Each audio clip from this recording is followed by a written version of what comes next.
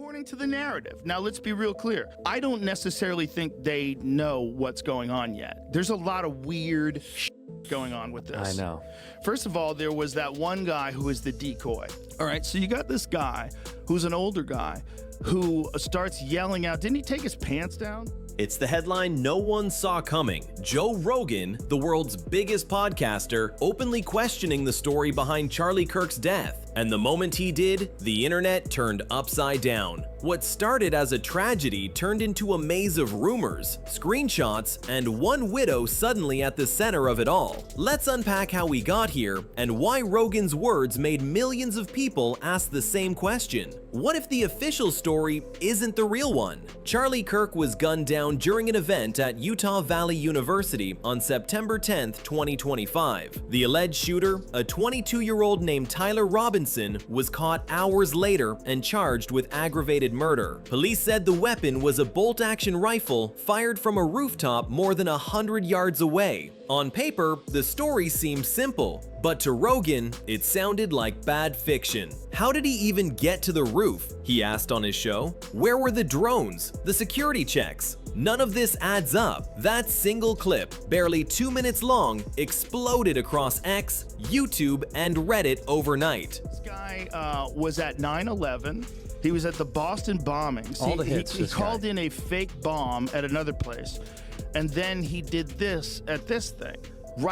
So somehow or another, this guy has the state of mind that the moment someone gets shot, he yells out and says, "I did it, I did it." By morning, the hashtag Rogan Kirk was trending worldwide. Rogan didn't claim a grand conspiracy. He just pointed at the cracks, and people rushed to fill them. He questioned the rifle photos. Looks too new, too clean. He questioned the timeline. He supposedly jumped off a 14-foot roof? Come on. And then he said what everyone else was thinking. Something here doesn't smell right. That was enough. Clips of the conversation hit millions of views. Memes, theories, think pieces, all within 24 hours. And when Elon Musk replied under one of those clips with the words, "The truth doesn't hide forever," the internet lost its mind. People started connecting dots like it was a hobby.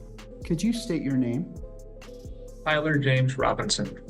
This was Tyler Robinson's first court appearance since being arrested on suspicion of murdering political activist Charlie Kirk, fatally shot while speaking at a university campus in Utah a week ago. Charlie's father, Robert W. Kirk, is an architect reportedly linked to Trump Tower. Erica France V. Kirk, Charlie's wife, won Miss Arizona USA back in 2012. And who once owned the Miss Universe pageant? Donald Trump. That little triangle of trivia became fuel for the wildest online diagrams you've ever seen. Then, someone noticed Erica was 5 years older than Charlie, and suddenly that too became a clue. Never mind that age gaps happen every day. The internet doesn't care about normal. Normal doesn't, and this is where the story takes a turn, because instead of focusing on the investigation, the crowd turned on Erica herself. Within days, Erica Kirk's social media posts were being dissected like evidence. A memorial video she posted?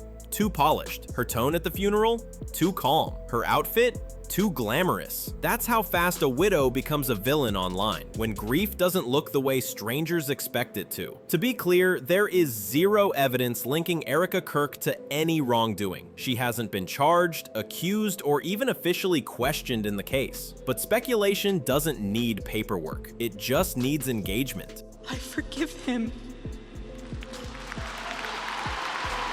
On the cross, our Savior said, "Father, forgive them, for they not know what they do."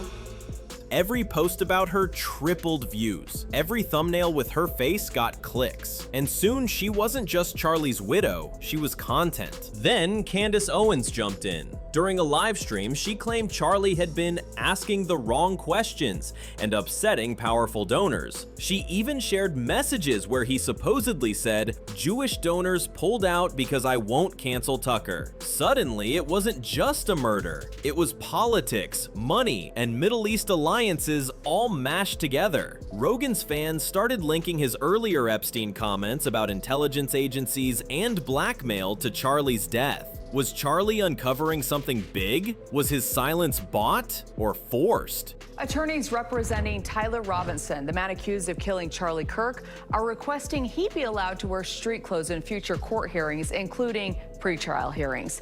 Robinson's legal team filed this motion ahead of his October 30th hearing, where he will be in the courtroom. Even mainstream media couldn't resist covering the chaos, pretending to debunk it while replaying every clip that caused it. Halfway through the week, Musk liked multiple Owens posts accusing the FBI of hiding details. You didn't even need words, just his blue check thumbs up, and the fire doubled in size. And if you think that sounds like Hollywood folklore, wait until you hear what happened next. Utah prosecutors released screenshots, alleged messages between Robinson, the 22-year-old suspect, and his partner. In them, he apparently confessed to the shooting and hinted at motives. At first, everyone thought case closed. But then, the crowd spotted ellipses at the top of the screenshots, missing context, broken timestamps. Some said the tone didn't sound like a 22-year-old at all. Others said the grammar was too perfect. We're not counting gang violence. Great.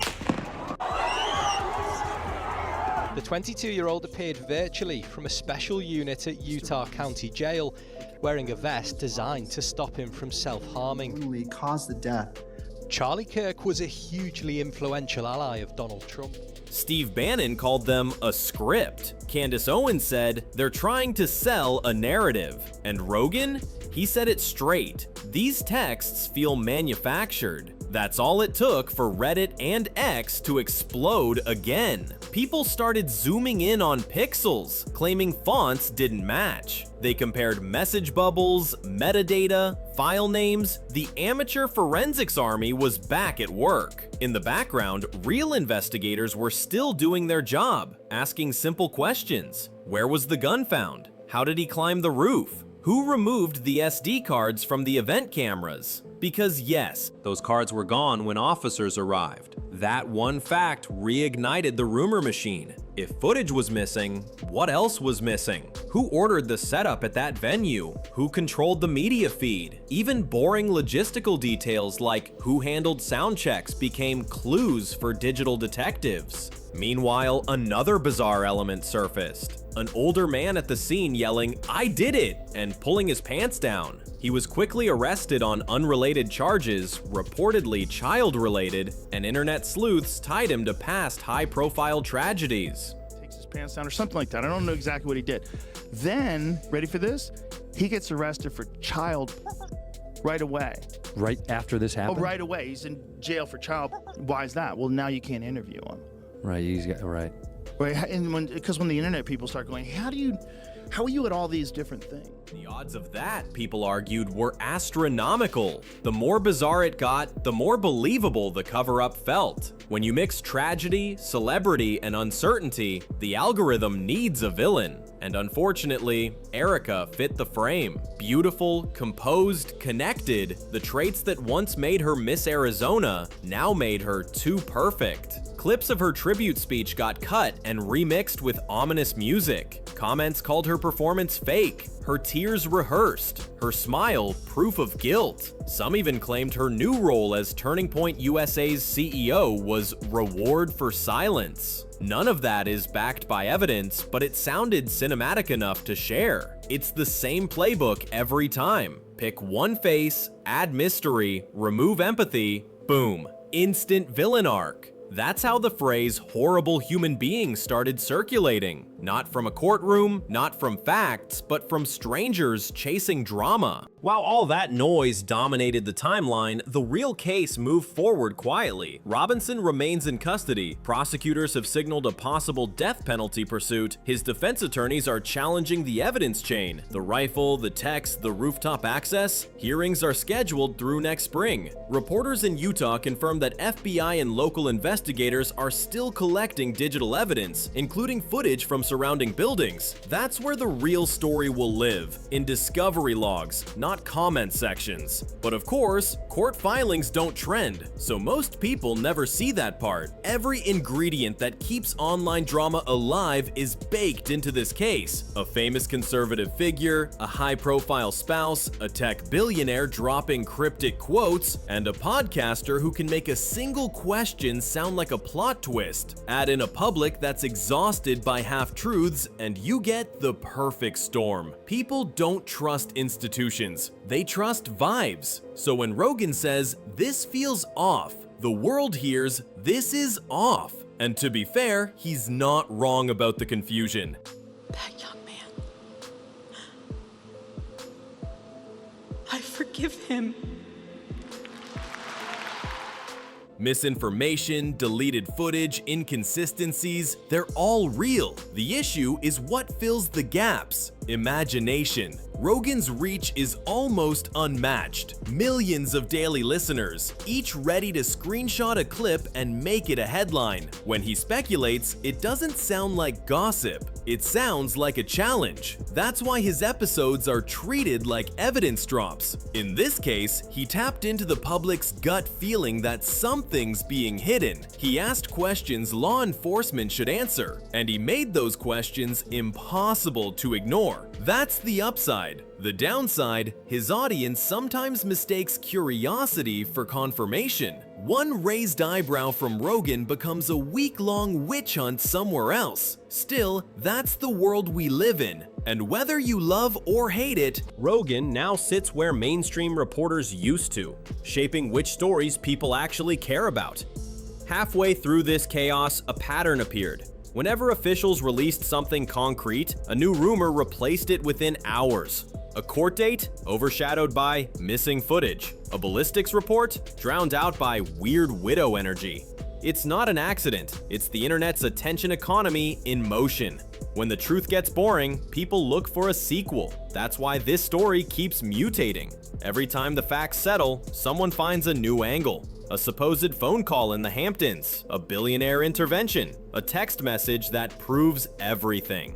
By the time you finish this video, a new theory might already exist. And here's where the whole thing takes another left turn. A few weeks after the storm peaked, prosecutors quietly confirmed that none of the online rumors about Erica Kirk are part of their case. Not one. No official inquiry, no subpoena, no sealed indictment, nothing. Just silence. But the internet didn't want silence, it wanted closure. So it built its own ending. Erica as the villain, Rogan as the truth teller, and Charlie Kirk as the fallen martyr who knew too much. That's how digital mythology works. It doesn't need evidence, just repetition. And before we wrap, there's one final detail that says a lot about where we are now. In the days after the shooting, Utah police publicly asked for crowd footage, dashcam video, even drone recordings. Thousands of people submitted files. Some of them are still being processed, meaning we don't have the full picture yet. We have fragments, some real, some imagined, some intentionally edited. And somewhere in that noise, the truth is waiting to be recognized. Maybe Rogan's questions will end up helping uncover it. Maybe they'll just remind us how easily chaos fills the gaps when answers move too slowly. Either way, one fact stands. This isn't over. The case is ongoing, the questions are valid, and the outrage machine isn't slowing down. This whole saga says less about Charlie Kirk or his widow and more about us. We've reached a point where tragedy is just raw material for engagement. A headline becomes entertainment, grief becomes a plot, and speculation becomes a career. Everyone wants to be the first to expose something, even when there's nothing proven to expose. So yeah, the title of video is loud on purpose, because that's how you get eyes on a story that's already warped by algorithms. But once you're here, the point is simple. Don't confuse clicks with clues. Don't let someone else's tone decide your truth. So what do you think? Was Joe Rogan right to question everything? Or did he accidentally light another internet fire that's impossible to put out? Drop your take in the comments, but back it up with facts, not just vibes. And if you want more breakdowns that cut through chaos and keep the storytelling sharp, hit that like button, share this friend who's been arguing about it all week, and make sure you're subscribed. Because whatever happens next in this case, it's going to be louder, stranger, and a lot harder to ignore.